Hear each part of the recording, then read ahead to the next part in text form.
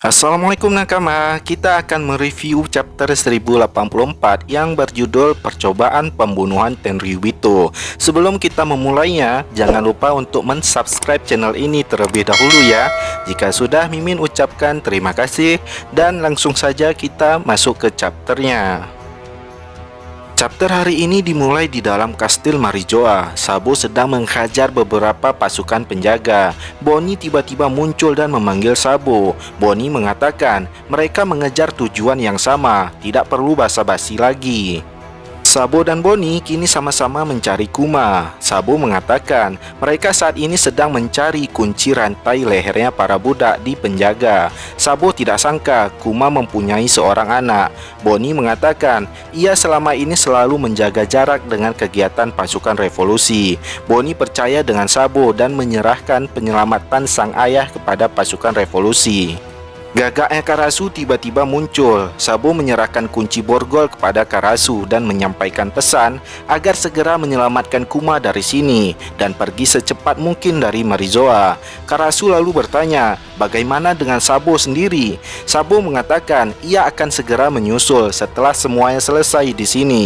Sabo lalu menanyakan apa misi Bonnie selanjutnya. Bonnie mengatakan ia akan pergi ke Egghead untuk bertemu dengan Vegapunk. Vegapunk pasti punya cara untuk mengembalikan ingatan ayahnya. Jika tidak, para penjaga tiba-tiba muncul. Sabo membawa Bonnie bersembunyi di atas. Bonnie mengatakan ia sangat berhutang budi kepada Sabo. Para penjaga mengatakan mereka terlalu sedikit untuk menjaga kastil yang sebesar ini. Kau tidak tahu ya? Kau bisa salahkan hal itu kepada... Kau tahu kan? Mereka semua pergi gara-gara melihat itu, legenda ruang berhantu. Sabo mendengarkan apa yang dibicarakan para penjaga itu. Nah, tidak jelas apa maksud dari perkataan para penjaga tentang legenda ruang berhantu. Apa ini ada kaitannya dengan tempat tahta kosong? Terlebih, ruangan itu kosong dan tidak bisa dimasuki sembarangan orang. Dan ini juga bisa jadi tujuan Sabo sekarang di kastil Marijoa. Sabo dan Bonnie kini berada di luar kastil. Sabo mengatakan jika tujuan mereka selanjutnya akan berlawanan arah. Semoga perjalananmu berhasil. Bonnie merasa sedikit aneh melihat pasukan revolusi yang radikal bersikap ramah. Bonnie lalu menyuruh Sabo untuk menjaga ayahnya. Di dalam ruangan, para Gorosei mempertanyakan Raja Kobra. Apa yang mau Raja Kobra tanyakan? Raja Kobra mengatakan, mungkin aku harus mengatakan ini dari awal. Organisasi yang dikenal dengan pemerintahan dunia ditemukan dari 800 tahun yang lalu di saat 20 raja yang berbeda berkumpul bersama.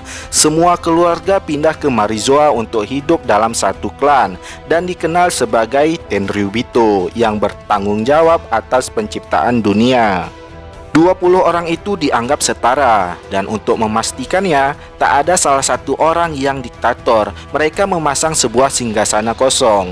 Masing-masing dari mereka menempatkan senjata di sekitar singgasana itu untuk melambangkan sumpah mereka tak akan pernah menduduki singgasana kosong itu. Di saat yang sama, keluarga kerajaan baru dipilih dengan hati-hati untuk memimpin negara yang tidak bisa lagi diduduki oleh Tenryubito. Para keluarga kerajaan itu masih berkuasa sampai saat ini. Dan untuk memastikan pergantian yang lancar, semua hal yang menyebutkan kekuasaan dinasti sebelumnya akan dihilangkan dari tiap negara masing-masing Tenryubito. Dengan satu pengecualian, yaitu Arabasta. Pemimpin saat itu adalah Ratu Lili dari keluarga Nefertari. Walaupun namanya diabadikan menjadi 20 sang penemu, dia tetap tidak mau menjadi Tenryubito. Malah dia kembali ke Arabasta untuk melanjutkan kepemimpinannya. Dan di saat itulah sebabnya keluarga Nefertari masih bertindak sebagai penguasa di Arabasta. Ini juga berarti hanya 19 senjata saja yang berada di singgasana kosong itu. Tenryubito botak berkumis membenarkan perkataan dari Raja Kobra dan bertanya apa maksud dari perkataan Raja Kobra ini.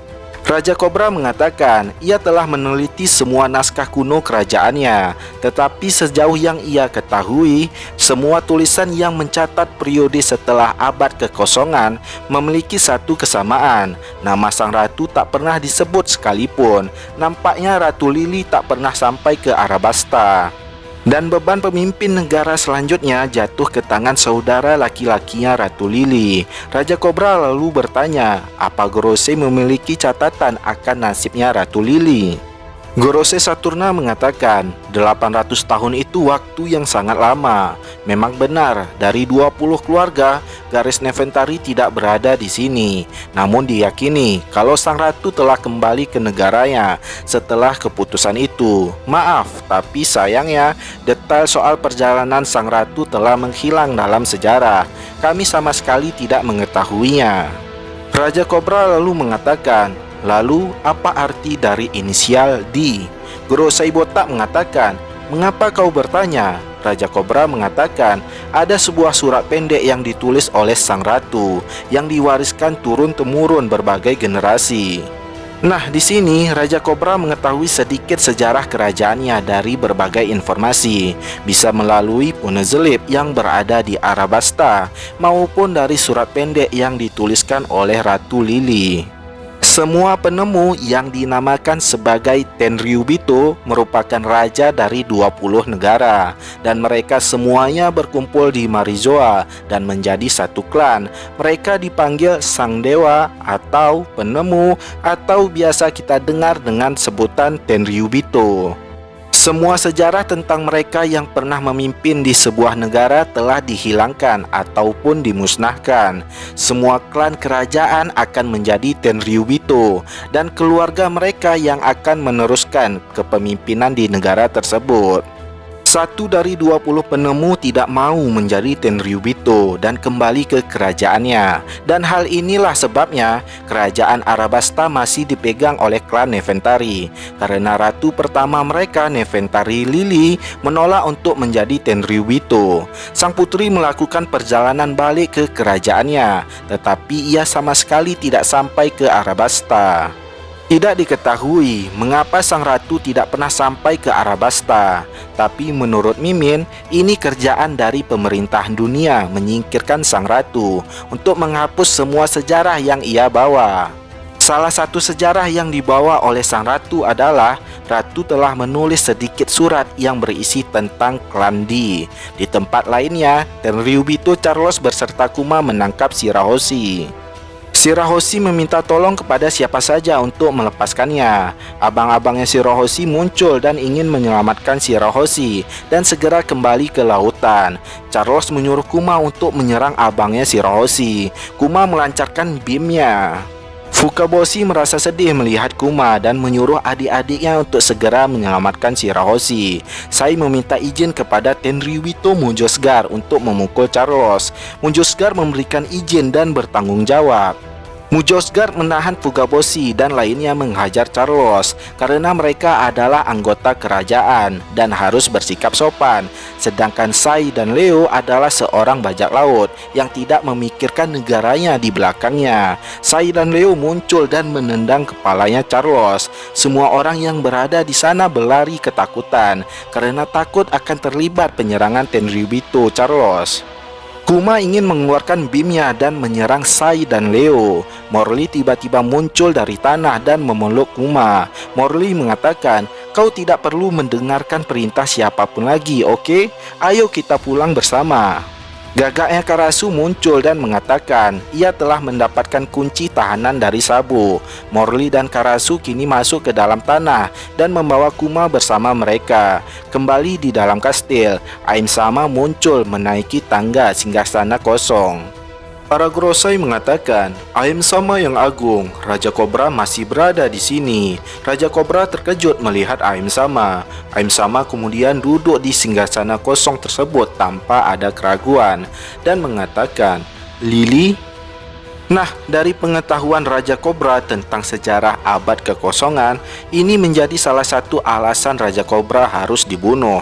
Siapa saja yang mengetahui bahkan mempelajari tentang abad kekosongan, ia harus segera dimusnahkan. Sebagai pengingat kembali untuk chapter depan manga libur.